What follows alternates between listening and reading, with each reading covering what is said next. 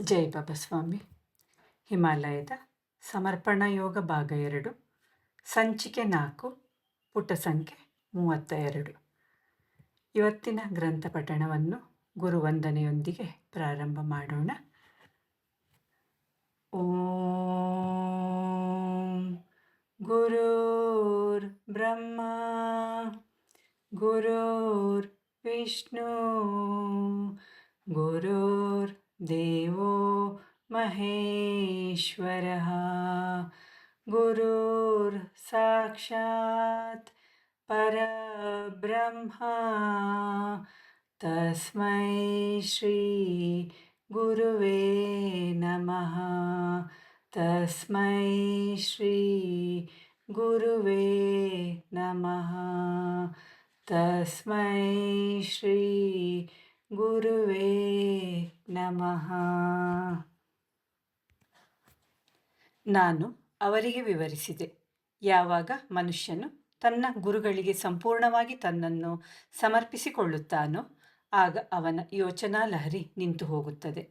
ಅವನಿಗೆ ಭೂತಕಾಲದ ಅಥವಾ ಭವಿಷ್ಯಕಾಲದ ಯೋಚನೆಗಳಾಗಲಿ ಬರುವುದಿಲ್ಲ. ಯೋಚನೆಗಳೇ ನಮ್ಮನ್ನು ಪ್ರಕೃತಿಯಿಂದ ಬೇರ್ಪಡಿಸುತ್ತದೆ ಮತ್ತು ನಮ್ಮ ಪ್ರತ್ಯೇಕತೆಯ ಗುರುತಾಗಿರುವುದು ಈ ಎಲ್ಲ ಆಲೋಚನೆಗಳಿಂದ. ಮನುಷ್ಯನ ಅಸ್ತಿತ್ವ 3 ಹಂತಗಳಲ್ಲಿರುತ್ತದೆ: ಕೆಟ್ಟ ಯೋಚನೆಗಳು, ನಕಾರಾತ್ಮಕ ಯೋಚನೆಗಳು ಮತ್ತು ಕೆಲಸಕ್ಕೆ ಬಾರದ ಯೋಚನೆಗಳು. ನಾವು ನಮ್ಮ ದೈಹಿಕ ಶಕ್ತಿಯನ್ನು ಯೋಚನೆಗಳನ್ನು ಮಾಡಿದಾಗಲೆಲ್ಲ ನಾಶ ಮಾಡುತ್ತಿರುತ್ತೇವೆ. ಈ ಆಲೋಚನೆಗಳು ಮಾರಣಾಂತಿಕವಾಗಲೂಬಹುದು, ಏಕೆಂದರೆ ಕೆಟ್ಟ ಆಲೋಚನೆಗಳನ್ನು ಮಾಡುತ್ತಾ ಅವರು ಒಂದು ಸಮಯದಲ್ಲಿ ಕೆಟ್ಟ ಕೆಲಸಗಳನ್ನು ಮಾಡಲು ಪ್ರಾರಂಭಿಸುತ್ತಾರೆ. ಎರಡನೆಯದಾಗಿ, ಭವಿಷ್ಯತ್ತಿನ ಯೋಚನೆಗಳ ಆಲೋಚನೆಗಳು ಒಳ್ಳೆಯದಾಗಿದ್ದರೂ ಮನುಷ್ಯನ ಶಕ್ತಿಯನ್ನು ನಾಶ ಮಾಡುತ್ತವೆ. ಈ 2 ಹಂತಗಳಲ್ಲಿಯೂ ನಾವು ಪ್ರಕೃತಿಯಿಂದ ಬೇರೆಯಾಗಿರುತ್ತೇವೆ. ಆದುದರಿಂದಲೇ ಪರಮಾತ್ಮನು ಪ್ರಕೃತಿಯ ಮಾಧ್ಯಮದ ಮೂಲಕ ಹೊಸ ಶಕ್ತಿಯನ್ನು ನಮಗೆ ಕೊಡಬೇಕೆಂದಿದ್ದರೂ ನಾವು ಅದನ್ನು ಪಡೆಯಲಾಗುವುದಿಲ್ಲ. ನಿರ್ವಿಚಾರ ಸ್ಥಿತಿಯೇ 3ನೇ ಹಂತ. ಈ ಹಂತದಲ್ಲಿ ನಮಗೆ ಒಳ್ಳೆಯ ಅಥವಾ ಕೆಟ್ಟ ಆಲೋಚನೆಗಳು ಬರುವುದಿಲ್ಲವಾದುದರಿಂದ ಪ್ರಕೃತಿಯು ಕೊಡುವ ಶಕ್ತಿಯನ್ನು ನಾವು ಗ್ರಹಿಸಲು ಪ್ರಾರಂಭಿಸುತ್ತೇವೆ. ಇದು ಗುರುಗಳ ಸಾನ್ನಿಧ್ಯದಲ್ಲಿ ಸಾಧ್ಯವಾಗುತ್ತದೆ, ಏಕೆಂದರೆ ಯಾವ ಸ್ಥಿತಿಯಲ್ಲಿ ಗುರುವು ಇರುತ್ತಾನೋ ಅದು ಸಾಧಕನಿಗೆ ಕೂಡ ಲಭಿಸುತ್ತದೆ. ಈ ಸ್ಥಿತಿಯು ಮನುಷ್ಯನು ತಲುಪುವ ಒಂದು ಬಹಳ ಅತ್ಯುತ್ತಮವಾದ ಸ್ಥಿತಿ, ಏಕೆಂದರೆ ಈ ಸ್ಥಿತಿಯಿಂದ ಮನುಷ್ಯನು ಧ್ಯಾನಕ್ಕೆ ಹೋಗಬಹುದು. ಯಾರು ಬುದ್ಧಿ ಪ್ರಧಾನವಾದ ಜನರಿರುತ್ತಾರೋ ಅವರು ಅಹಂಕಾರಿಗಳಾಗಿರುತ್ತಾರೆ. ಅವರು ಪರಮಾತ್ಮನ ಇರುವಿಕೆಯನ್ನು ಒಪ್ಪುವುದಿಲ್ಲ. ಅವರು ಹೇಳುತ್ತಾರೆ, ಪರಮಾತ್ಮ ಇತ್ಯಾದಿ ಎನ್ನುವುದು ಏನೂ ಇಲ್ಲ ಮತ್ತು ಎಲ್ಲವೂ ಪ್ರಕೃತಿ ಎಂದು ಹೇಳುತ್ತಾರೆ. ಅವರು ಏನನ್ನು ನೋಡುವರೋ ಅದನ್ನೇ ನಂಬುವುದರಿಂದ ಅವರಂತಹವರು ಪ್ರಕೃತಿಯವರೆಗೆ ಮಾತ್ರ ಹೋಗಬಲ್ಲರು. ಅವರು ಪರಮಾತ್ಮನ ಇರುವಿಕೆಯನ್ನು ನಂಬುವುದಿಲ್ಲ, ಏಕೆಂದರೆ ಪರಮಾತ್ಮನ ಅಸ್ತಿತ್ವವನ್ನು ಒಪ್ಪಿಕೊಳ್ಳಬೇಕಾದರೆ ಅವರು ತಮ್ಮ ಪ್ರತಿಷ್ಠೆಗಳನ್ನು ಕಡಿಮೆ ಮಾಡಿಕೊಳ್ಳಬೇಕಾಗುತ್ತದೆ. ಆದರೆ ಅವರು ತಮ್ಮ ದುರಹಂಕಾರದ ಕಾರಣ ತಮ್ಮ ಪ್ರತಿಷ್ಠೆಗಳನ್ನು ಕಡಿಮೆ ಮಾಡಿಕೊಳ್ಳಲಾಗುವುದಿಲ್ಲ.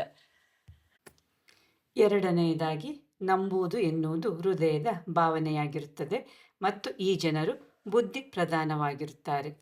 ಹೃದಯವಂತೂ ಇರುವುದೇ ಇಲ್ಲ. ಹಾಗಿರುವಾಗ ಭಾವನೆಗಳು ಎಲ್ಲಿಂದ ಬರುತ್ತದೆ?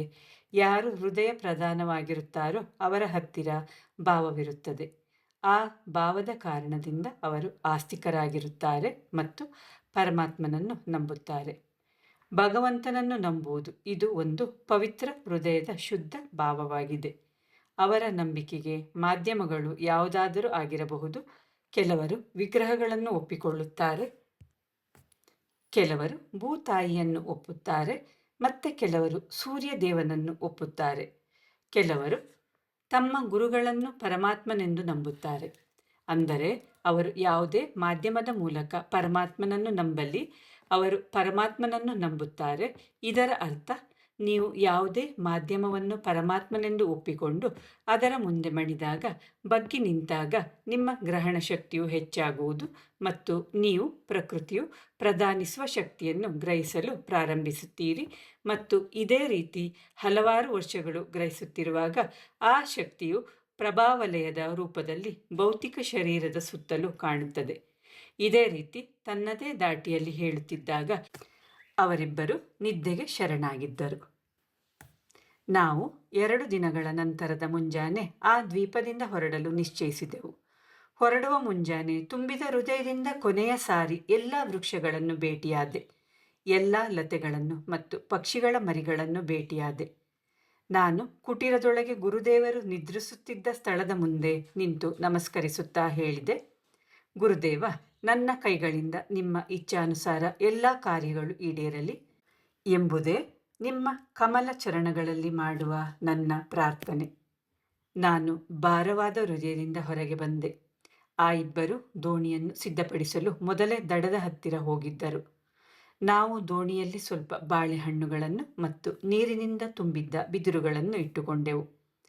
ನಾನು ನದಿಯ ದಡದ ಹತ್ತಿರ ಹೋದಾಗ ಅವರು ನನಗೋಸ್ಕರ ಕಾಯುತ್ತಿರುವುದನ್ನು ಗಮನಿಸಿದೆ. ನಂತರ ಅವರು ದೋಣಿಯನ್ನು ನೀರಿನಲ್ಲಿ ಇಳಿಸಿದರು. ನದಿಯು ಈಗ ಶಾಂತವಾಗಿ ಹರಿಯುತ್ತಿತ್ತು. ದೋಣಿಯ ಮುಂಭಾಗದಲ್ಲಿ ತಂದೆಯು ಕುಳಿತುಕೊಂಡರು, ಇನ್ನೊಂದು ಕೊನೆಯಲ್ಲಿ ಮಗನು ಕುಳಿತುಕೊಂಡನು. ನನ್ನನ್ನು ಮಧ್ಯಭಾಗದಲ್ಲಿ ಕುಳ್ಳಿರಿಸಿದರು. ನಂತರ ನಮ್ಮ ಪ್ರಯಾಣವು ದೋಣಿಯಲ್ಲಿ ಪ್ರಾರಂಭವಾಯಿತು. ನಾನು ಮತ್ತೊಮ್ಮೆ ದ್ವೀಪಕ್ಕೆ ಶಿರವಾಗಿ ನಮಸ್ಕಾರ ಮಾಡಿದೆ. ನಮ್ಮ ದೋಣಿಯು ಮುಂದೆ ಹೋಗಲು ಪ್ರಾರಂಭಿಸಿತು. ಮೊದಲು ಅದು ಆಳವಿಲ್ಲದ ನೀರಿನಲ್ಲಿತ್ತು. ಸ್ವಲ್ಪ ಹೊತ್ತಿನ ನಂತರ ಅದು ನದಿಯ ಮುಖ್ಯ ದಾರಿಯಲ್ಲಿ ಸೇರಿದ್ದರಿಂದ ದೋಣಿ ನಡೆಸುವುದು ಸುಲಭವಾಯಿತು. ದೋಣಿಯು ತನ್ನಷ್ಟಕ್ಕೆ ತಾನೇ ಸಾಗುತ್ತಿತ್ತು. ಮನುಷ್ಯನ ಜೀವನವೂ ಕೂಡ ಇದೇ ರೀತಿಯೆಂದು ನನಗೆ ಅನಿಸಿತು. ಅದು ದೋಣಿಯಂತೆ. ನಾನು ಎನ್ನುವ ಕಡಿಮೆ ನೀರಿನಲ್ಲಿದ್ದಾಗ ಜೀವನವು ಕಷ್ಟಕರವೆನಿಸುವುದು. ಆದರೆ ಯಾವಾಗ ಪರಮಾತ್ಮನಿಗೆ ಒಬ್ಬರು ಶರಣಾಗುತ್ತಾರೋ ಅವರು ಸಾಮೂಹಿಕತೆಯ ಮುಖ್ಯ ಧಾರೆಯೊಂದಿಗೆ ಬೆರೆಯುತ್ತಾರೆ ಮತ್ತು ಅವರ ಜೀವನವು ಸುಖಮಯವಾಗುತ್ತದೆ. ಅಲ್ಲಿ ದೋಣಿಯನ್ನು ಮುಂದಕ್ಕೆ ತಳ್ಳಬೇಕಾಗುತ್ತದೆ. ಇಲ್ಲಿ ಅದು ತನಗೆ ತಾನೇ ಮುಂದಕ್ಕೆ ಹೋಗುವುದು. ನಮ್ಮ ಪ್ರಯತ್ನಗಳಿಗೆ ಯಾವುದೇ ಸ್ಥಾನವಿರುವುದಿಲ್ಲ, ಏಕೆಂದರೆ ಅದು ಚಲಿಸುತ್ತಲೇ ಇರುತ್ತದೆ. ಅದು ನದಿಯ ಪ್ರವಾಹಕ್ಕೆ ಅನುಗುಣವಾಗಿ ಚಲಿಸುತ್ತಿರುತ್ತದೆ. ಇವರಿಬ್ಬರು ದೋಣಿಯನ್ನು ನಡೆಸುವುದರಲ್ಲಿ ನಿಪುಣರು. ತಂದೆಯ ಹತ್ತಿರ ಅನುಭವವಿತ್ತು ಮತ್ತು ನಿರ್ದಿಷ್ಟವಾದ ಗುರಿಯಿತ್ತು ಮತ್ತು ನದಿಯ ನೀರಿನ ಬಗ್ಗೆ ಮಾಹಿತಿ ಇತ್ತು. ಆದರೆ ಮಗನ ಹತ್ತಿರ ಅನುಭವದ ಕೊರತೆ ಇತ್ತು, ಆದರೆ ಶಕ್ತಿ ಇತ್ತು. ಅಂದರೆ ಅನುಭವ ಮತ್ತು ಶಕ್ತಿಗಳ ಸಮ್ಮಿಶ್ರಣದ ಪ್ರಯತ್ನವು ಅವರ ದೋಣಿಯಾಗಿತ್ತು. ನಿಜವಾಗಿಯೂ ಮನುಷ್ಯನ ಜೀವನವೆಂಬ ದೋಣಿಯೂ ಕೂಡ ಅದೇ ರೀತಿ ಇರುತ್ತದೆ. ಮನೆಯ ಹಿರಿಯರು ಅನುಭವಸ್ಥರಾಗಿರುತ್ತಾರೆ. ತಮ್ಮ ಅನುಭವದ ಕಾರಣ ಹೊಸ ಪೀಳಿಗೆಗೆ ಮಾರ್ಗದರ್ಶನ ಮಾಡಬಲ್ಲರು. ಆದರೆ ವೃದ್ಧರಾಗಿರುವುದರಿಂದ ಅವರ ಬಳಿ ಶಕ್ತಿ ಇರುವುದಿಲ್ಲ. ಯುವ ಪೀಳಿಗೆಯು ಶಕ್ತಿಶಾಲಿಯಾಗಿದೆ, ಆದರೆ ಅವರ ಹತ್ತಿರ ಅನುಭವದ ಕೊರತೆ ಇದೆ. ಸಮಾಜಕ್ಕೆ ಅನುಭವದ ಜೊತೆಗೆ ಶಕ್ತಿಯೂ ಬೇಕು. ಮನುಷ್ಯನ ಜೀವನದ ದೋಣಿಯೂ ಕೂಡ ಈ ಎರಡರ ಜೊತೆಯಲ್ಲಿ ಮಾತ್ರವೇ ಚಲಿಸಲು ಸಾಧ್ಯ. ದೋಣಿಯನ್ನು ಸರಿಯಾದ ಮಾರ್ಗದಲ್ಲಿ ಚಲಿಸುವ ಕಾರ್ಯವನ್ನು ತಂದೆಯು ಮಾಡುತ್ತಾ ಮತ್ತು ಅವನು ನಡೆಸುತ್ತಾ ಅಸ್ಸಾಮಿ ಭಾಷೆಯಲ್ಲಿ ಜಾನಪದ ಗೀತೆ ಹಾಡುತ್ತಿದ್ದನು. ನಮ್ಮ ಪ್ರಯಾಣವು ಇಡೀ ದಿನ ನಡೆದಿತ್ತು. ಈಗ ಸೂರ್ಯಾಸ್ತವಾಗುವುದರಲ್ಲಿತ್ತು ಮತ್ತು ವಾತಾವರಣವು ಬಹಳ ಸುಂದರವಾಗಿತ್ತು. ಬ್ರಹ್ಮಪುತ್ರ ನದಿಯ ನೀರು ಎಷ್ಟು ವೇಗವಾಗಿ ಹರಿಯುತ್ತಿತ್ತೆಂದರೆ ದೋಣಿಗೆ ಹುಟ್ಟುಹಾಕುವ ಅವಶ್ಯಕತೆಯೇ ಇರಲಿಲ್ಲ. ಮತ್ತು ಆ ಇಬ್ಬರು ಸುಮ್ಮನೆ ಅದರ ಸಮತೋಲನವನ್ನು ಮಾಡುತ್ತಿದ್ದರು ಮತ್ತು ಅದನ್ನು ಮುಖ್ಯ ದಾರಿಯಲ್ಲಿಯೇ ಇಡುತ್ತಿದ್ದರು. ತಂದೆಯು ಬಹಳ ಅನುಭವಸ್ಥ ದೋಣಿಗಾರನಾಗಿದ್ದನು. ನಿಧಾನವಾಗಿ ರಾತ್ರಿಯಾಯಿತು. ಆದರೂ ನಮ್ಮ ಪ್ರಯಾಣವು ರಾತ್ರಿಯಲ್ಲಿಯೂ ದೋಣಿಯಲ್ಲಿ ಸಾಗುತ್ತಲೇ ಇತ್ತು. ರಾತ್ರಿಯ ಬೆಳದಿಂಗಳಿನಲ್ಲಿ ನೀರು ಹೊಳೆಯುತ್ತಿತ್ತು. ನಾವು ಪ್ರಯಾಣದಲ್ಲಿ ಒಬ್ಬರಿಗೊಬ್ಬರು ಮಾತನಾಡಿದ್ದೇ ಕಡಿಮೆ, ಏಕೆಂದರೆ ಅವರಿಬ್ಬರು ದೋಣಿಯನ್ನು ನಿಯಂತ್ರಣದಲ್ಲಿಡುವುದರಲ್ಲಿಯೇ ಮಗ್ನರಾಗಿದ್ದರು ಮತ್ತು ಜಾಸ್ತಿ ಅದರ ಬಗ್ಗೆ ಅವರ ಸಂಭಾಷಣೆಯು ನಡೆಯುತ್ತಿತ್ತು. ಈಗ ರಾತ್ರಿಯಲ್ಲಿ ನಮಗೆ ದಡದ ಉದ್ದವೂ ಇದ್ದ ಕೆಲವು ವಸತಿಗಳ ದೀಪಗಳು ಕಾಣಿಸತೊಡಗಿತು. ಆದರೆ ಆ ಅಂಬಿಗರು ದಿಬ್ರೂಗಢದವರಾಗಿದ್ದರಿಂದ ದೋಣಿಯನ್ನು ಅವರು ಅಲ್ಲಿಗೆ ತೆಗೆದುಕೊಂಡು ಹೋಗಲು ಬಯಸಿದ್ದರು. ನಂತರ ಬೆಳಗಾಯಿತು, ಸೂರ್ಯೋದಯವಾಯಿತು. ಆದರೂ ದೋಣಿಯು ಮುಂದೆ ಸಾಗುತ್ತಲೇ ಇತ್ತು. ದಾರಿಯಲ್ಲಿ ಕೆಲವು ಕಡೆ ಸಣ್ಣ ಸಣ್ಣ ದ್ವೀಪಗಳು ಕಾಣುತ್ತಿದ್ದವು. ಅಲ್ಲಿ ಕೆಲವು ವೃಕ್ಷಗಳು ಇದ್ದವು, ಆದರೆ ಬಳ್ಳಿಗಳು ಮತ್ತು ಸಣ್ಣ ಸಣ್ಣ ಕುರುಚಲು ಗಿಡಗಳು ಜಾಸ್ತಿ ಇದ್ದವು. ಆ ಜಾಗವು ಹಕ್ಕಿಗಳಿಗೆ ಸುರಕ್ಷಿತವೆಂದು ಭಾವಿಸಿ ಅವು ಗೂಡುಗಳನ್ನು ಕಟ್ಟಿದ್ದವು. ದಾರಿಯಲ್ಲಿ ನಮಗೆ ಹಸಿವಾದಾಗ ನಾವು ತಂದಿದ್ದ ಬಾಳೆಹಣ್ಣುಗಳನ್ನು ತಿಂದು ಸಮಯವನ್ನು ಕಳೆಯುತ್ತಿದ್ದೆವು. ಮತ್ತೆ ದಿನಪೂರ್ತಿ ದೋಣಿ ಸಾಗುತ್ತಲೇ ಇತ್ತು. ಈಗ ಮನುಷ್ಯರು ವಾಸಿಸುವ ಮನೆಗಳು ದಡದಲ್ಲಿ ಕಾಣುತ್ತಿದ್ದವು. ತಂದೆಯು ವಸತಿಗಳ ಕಡೆಯೇ ದಾರಿಯನ್ನು ತಿಳಿದುಕೊಂಡು ದೋಣಿಯನ್ನು ಎಚ್ಚರಿಕೆಯಿಂದ ತುಂಬ ನೈಪುಣ್ಯತೆಯಿಂದ ನಡೆಸುತ್ತಿದ್ದನು. ಈಗ ಅವನು ನಿಧಾನವಾಗಿ ದೋಣಿಯನ್ನು ದಡದ ಕಡೆ ನಡೆಸತೊಡಗಿದನು. ಈಗ ನಾವು ನದಿಯ ಮುಖ್ಯ ದಾರಿಯಿಂದ ಬೇರೆಯಾಗಿ ಹೋಗುತ್ತಿದ್ದೆವು ಮತ್ತು ನಮ್ಮ ವೇಗವು ಕಡಿಮೆಯಾಗಿತ್ತು. ನಾವು ನಿಧಾನವಾಗಿ ವಸಾಹತುಗಳ ಹತ್ತಿರ ಸಮೀಪಿಸಿದೆವು. ಆ ತಂದೆಯ ಸಹೋದರಿಯು ವಾಸಿಸುತ್ತಿರುವ ದಿಬ್ರುಗಢದ ಹತ್ತಿರದ ಹಳ್ಳಿಯನ್ನು ತಲುಪಿದೆವು. ಅಷ್ಟು ಹೊತ್ತಿಗೆ ಸಂಜೆಯಾಗಿತ್ತು. ನಮ್ಮ ದೋಣಿಯು ನದಿಯ ದಡವನ್ನು ತಲುಪುತ್ತಿದ್ದ ಹಾಗೆಯೇ ಹಲವು ಮೀನುಗಾರರು ಓಡೋಡಿ ಬಂದು ದೋಣಿಯನ್ನು ದಡಕ್ಕೆ ತಂದು ಭದ್ರವಾಗಿ ಕಟ್ಟಲು ಸಹಾಯ ಮಾಡಿದರು. ದೋಣಿಯನ್ನು ಕಟ್ಟಿ ನಾವು ನೆಲದ ಮೇಲೆ ಇಳಿದೆವು. ಆಗ ಆ ಮೀನುಗಾರರು ಅಸ್ಸಾಮಿ ಭಾಷೆಯಲ್ಲಿ ಯಾರ ಮನೆಗೆ ಹೋಗಬೇಕು ಎಂದು ಕೇಳಿದರು. ನಂತರ ಅವರು ನಮ್ಮನ್ನು ತಂದೆಯ ಸಹೋದರಿಯ ಮನೆಗೆ ಕರೆದುಕೊಂಡು ಹೋದರು. ತಂದೆ ಮತ್ತು ಮಗನು ಆ ಸಹೋದರಿಯ ಮನೆಯಲ್ಲಿಯೇ ಉಳಿದರು. ಆದರೆ ನನ್ನನ್ನು ಹತ್ತಿರದ ದೇವಸ್ಥಾನದಲ್ಲಿ ಉಳಿಸಿದರು. ಅವರು ನನ್ನ ಸ್ನಾನಕ್ಕೆ ವ್ಯವಸ್ಥೆ ಮಾಡಿ ರಾತ್ರಿಯ ಊಟವನ್ನು ತಂದುಕೊಟ್ಟರು. ನಾನು ಬಹಳ ದಿನಗಳಾದ ಮೇಲೆ ಅನ್ನವನ್ನು ತಿಂದೆ, ಏಕೆಂದರೆ ನಾನು ಲಾಹಿ, ಬಿದಿರು ಮತ್ತು ಇತರೆ ಬೇರೆ ತರಹ ಎಲೆಗಳನ್ನೇ ತಿನ್ನುತ್ತಿದ್ದೆ. ಇವರೆಲ್ಲರ ಮನಸ್ಸಿನಲ್ಲಿ ನನ್ನ ಬಗ್ಗೆ ಭಯಮಿಶ್ರಿತ ಆದರದ ಭಾವವಿರುತ್ತಿತ್ತು. 2 ದಿನ ಉಳಿದ ನಂತರ ಅವರು ನನಗೆ ಗುಹಾವಾಟಿಗೆ ಹೋಗಲು ಟಿಕೆಟ್ ತಂದು ಕೊಟ್ಟರು ಹಾಗೂ ದಾರಿಯ ಖರ್ಚಿಗೆಂದು 500 ರೂಪಾಯಿಗಳನ್ನು ಕೊಟ್ಟರು. ನಂತರ ಅವರು ತಮ್ಮ ದೋಣಿಯನ್ನು ಟ್ರಕ್ಕಿನಲ್ಲಿಟ್ಟು ತಮ್ಮ ಮನೆಗಳಿಗೆ ಹೊರಟರು. ನಾನು ಕೂಡ ನನ್ನ ಮನೆಯ ಕಡೆ ಹೊರಟೆ. ಬಹಳ ದಿನಗಳಿಂದ ಶಾಂತವಾದ ವಾತಾವರಣದಲ್ಲಿ ವಾಸಿಸುತ್ತಿದ್ದರ ಕಾರಣ ಬಸ್ಸುಗಳ ಸಮೂಹ ಜನಜಂಗುಳಿಯಿಂದ ನನಗೆ ಕ್ಷೋಭೆಯಾಗುತ್ತಿತ್ತು. ಬಹಳ ಕಷ್ಟಪಟ್ಟು ಮನೆಯನ್ನು ತಲುಪಿದೆ. ನನ್ನ ರೂಪವನ್ನು ನೋಡಿ ನನ್ನ ಪತ್ನಿಯೂ ಕೂಡ ಕಷ್ಟದಿಂದ ಗುರುತಿಸಿದಳು. ಅಷ್ಟೊಂದು ಬದಲಾವಣೆ ನನ್ನಲ್ಲಿ ಆಗಿತ್ತು. ನಾನು ಮನೆಯಿಂದ ಹೊರಟಿದ್ದಾಗ ಯಾವ ಮಗುವು ನನ್ನ ಎದುರಿಗೆ ಜನಿಸಿತ್ತೋ ಅದು ಈಗ ಬೆಳೆದು ದೊಡ್ಡದಾಗಿತ್ತು ಮತ್ತು ನಾನು ಅವನ ತಂದೆಯೆಂದು ನನ್ನ ಪತ್ನಿಯು ಪರಿಚಯಿಸಿದರೂ ನನ್ನನ್ನು ಗುರುತಿಸಲೇ ಇಲ್ಲ. ನನ್ನ ಮೀಸೆ ಮತ್ತು ಗಡ್ಡಗಳು ಉದ್ದವಾಗಿ ಬೆಳೆದಿದ್ದವು. ಆ ನನ್ನ ಮಗುವೆ ನನ್ನನ್ನು ನೋಡಿ ಭಯಗೊಳ್ಳುತ್ತಿತ್ತು. ಆದರೆ ಆ ಭಯವು ನಿಧಾನವಾಗಿ ಕಡಿಮೆಯಾಯಿತು. ಆ ನಂತರ ಬಹಳ ದಿನಗಳವರೆಗೆ ನಾನು ನನ್ನ ಪತ್ನಿಗೆ ನನ್ನ ಪ್ರಯಾಣದ ವರ್ಣನೆಯನ್ನು ಮಾಡುತ್ತಿದ್ದೆ. ನಾನು ಯಾವ ಯಾವ ಸ್ಥಳಗಳಿಗೆ ಹೋಗಿದ್ದೆ, ಎಲ್ಲೆಲ್ಲಿ ಅಲೆದಾಡಿದ್ದೆ, ಯಾರು ಯಾರನ್ನು ಸಂಧಿಸಿದ್ದೆ ಮತ್ತು ಏನೇನು ಘಟನೆಗಳು ನಡೆದವು ಇತ್ಯಾದಿಗಳನ್ನು ವಿವರಿಸುತ್ತಿದ್ದೆ. ನಾವು ಗಂಟೆಗಳ ಕಾಲ ಇದರ ಬಗ್ಗೆಯೇ ಮಾತನಾಡುತ್ತಿದ್ದೆವು. ನಾನು ಸುಮಾರು 1 ವರ್ಷದಿಂದ ದೂರವಿದ್ದೆ ಎಂದು ಭಾವಿಸಿದ್ದೆ. ಆದರೆ ನಂತರ ನನಗೆ ತಿಳಿಯಿತು ನಾನು 2 ವರ್ಷಗಳ ಕಾಲ ದೂರವಿದ್ದೆ ಎಂದು. ನಾನು ಜಾಸ್ತಿ ಮನೆಯಲ್ಲಿಯೇ ಇರುತ್ತಿದ್ದೆ. ನನಗೆ ಮೊದಲನೆಯದಾಗಿ ಜನಜಂಗುಳಿ ಇಷ್ಟವಾಗುತ್ತಿರಲಿಲ್ಲ ಮತ್ತು ಈ ಶಬ್ದಗಳು ನನಗೆ ಸಹಿಸಲು ಅಸಾಧ್ಯವಾಗುತ್ತಿತ್ತು.